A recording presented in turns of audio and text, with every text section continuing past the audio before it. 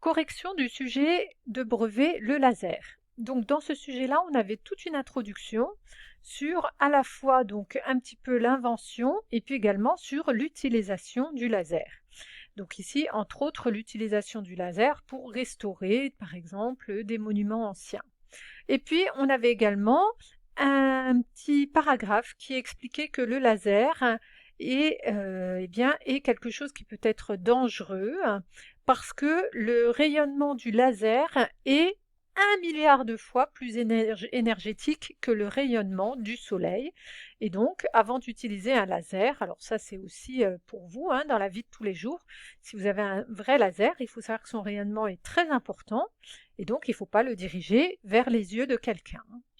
Sinon, ça peut détruire la rétine et c'est irréversible. Première question, on vous demande d'indiquer comment se propage dans l'air la lumière émise par un laser. Donc, vous étiez aidé, vous aviez un schéma et on voit que la lumière se propage de façon rectiligne. Et de cette propagation rectiligne, on va associer le terme justement de faisceau lumineux.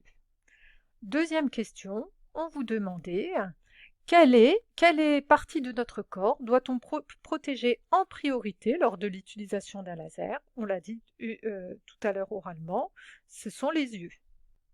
Et parce qu'il va donc endommager la rétine. Donc deuxième réponse, il faut protéger les yeux du laser car il peut endommager la rétine. Et on a dit que ces dommages étaient causés par le fait que le rayonnement du laser était très très énergétique. Troisième question, on vous disait, lors de la restauration des statues et des monuments, le laser peut interagir avec la croûte noire qui s'est formée donc de deux manières différentes. Lorsque la lumière laser est en contact avec la matière, elle provoque une forte élévation de température du matériau. Ou alors la deuxième manière, c'est qu'on a des ondes de choc mécaniques qui se propagent dans le matériau. Et ces ondes, elles vont permettre d'éjecter des particules plus ou moins grosses. Indiquez pour chacune de ces manières en quelle forme d'énergie s'est convertie l'énergie lumineuse associée au rayonnement émis par le laser. Donc on voit dans le premier que l'énergie du laser, qui était au départ une énergie lumineuse, ou une énergie liée au rayonnement, donc cette énergie du laser, elle a provoqué quoi? Une forte élévation de température. Donc on voit que dans le premier cas, ici, on a une conversion de l'énergie lumineuse du laser en élévation de température, en énergie de chaleur, on appelle ça également en énergie thermique. Et puis dans le deuxième cas, eh bien, quand ce faisceau laser est en interaction avec la matière, on voit qu'il va y avoir des chocs, des ondes de choc mécaniques jusqu'à éjecter des particules, donc c'est une énergie de mouvement que l'on peut noter également énergie mécanique. On passe à la partie grand 2. Donc dans cette partie-là, on vous disait donc qu'on va utiliser un faisceau laser pour mesurer la distance Terre-Lune. Alors comment est-ce qu'on fait? C'est qu'il faut savoir que le laser, ce qui est très intéressant avec cette lumière-là, c'est que c'est un faisceau qui est très directif. C'est-à-dire il a une direction, il ne va pas se dilater comme en général. Par exemple, si je prends une petite lampe torche, mon faisceau, il va se dilater comme ceci. Là, le faisceau laser, il est vraiment très directif. Il a une direction. Et donc, ce qu'on fait, c'est qu'on a mis un petit réflecteur, donc c'est comme un petit miroir au niveau de la Lune, et on est capable donc d'envoyer un faisceau laser en direction de la Lune, qui rebondit sur ce réflecteur et qui revient donc sur la Terre. Et ça va permettre de mesurer la distance Terre-Lune. En première question, on vous demandait, donc en utilisant ce schéma-là, de exprimer la longueur L de la distance parcourue par le faisceau laser effectuant un aller-retour en fonction de la distance D. Donc sur le schéma, vous voyez, on a la distance D et il fallait comprendre juste avec cette question-là que représente la longueur L.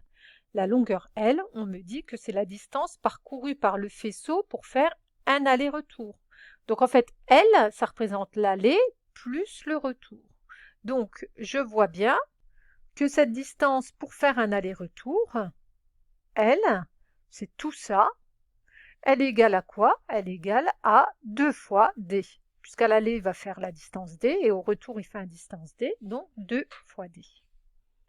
On vous dit donc que l'observatoire astronomique, il a effectué une mesure de la durée de ce trajet-là et qu'il a obtenu, donc ça va être pour la question 5, il a obtenu une durée t qui vaut 2,4 secondes. Donc le temps que le faisceau revienne, ça a mis 2,4 secondes.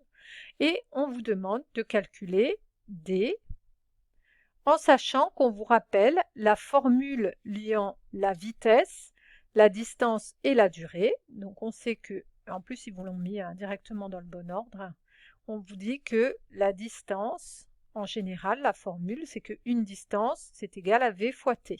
Donc cette formule, elle vient de ce qu'on avait déjà vu dans le cours, v égale à d sur t. Donc on va l'appliquer ici. Ici, la distance parcourue, c'est la distance que met mon faisceau pour faire un aller-retour, qui en fait, dans l'énoncé, est appelé grand L et qui vaut 2 fois d. Là, la distance parcourue, c'est bien un aller-retour. Donc quand on l'applique ici, on va appliquer cette formule pour notre problème. Ici, la distance parcourue et L est égale à 2d. Donc en fait, notre formule, elle va s'écrire 2d égale à v fois t. Donc d est égal à v fois t divisé par 2. On va remplacer par les valeurs. La vitesse, elle était donnée. Hop, c'était des kilomètres par seconde, multiplié par un temps. Donc ici, on va indiquer que c'était des kilomètres par seconde. Le temps, c'était 2,4 et c'est effectivement des secondes, divisé par 2, ce qui fait qu'on va obtenir un résultat en kilomètres. Et on trouvait 359 750,4 km. On peut arrondir, donc je le fais, ce n'est pas forcément quelque chose que vous êtes obligé de faire, mais je vais le faire parce que c'est une bonne habitude à prendre et qu'on fait souvent dès la classe de seconde. J'ai arrondi. Alors vous voyez que quand j'ai arrondi, il y a des chiffres que je n'ai pas gardés. En fin de compte, j'ai arrondi à, j'ai laissé juste 2 chiffres significatifs.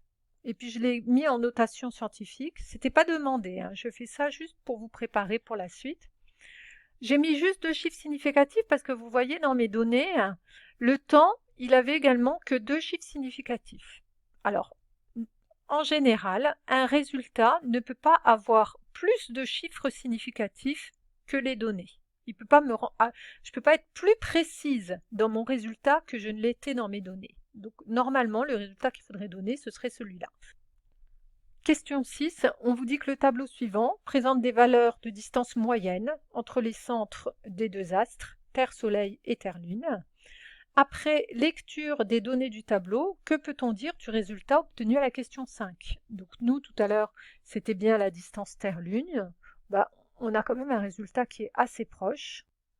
Donc le résultat obtenu à la question 5 est inférieur, mais il est proche. Et d'ailleurs, on peut noter que dans le tableau, c'est une valeur moyenne qui est donnée, ce qui peut expliquer cet écart.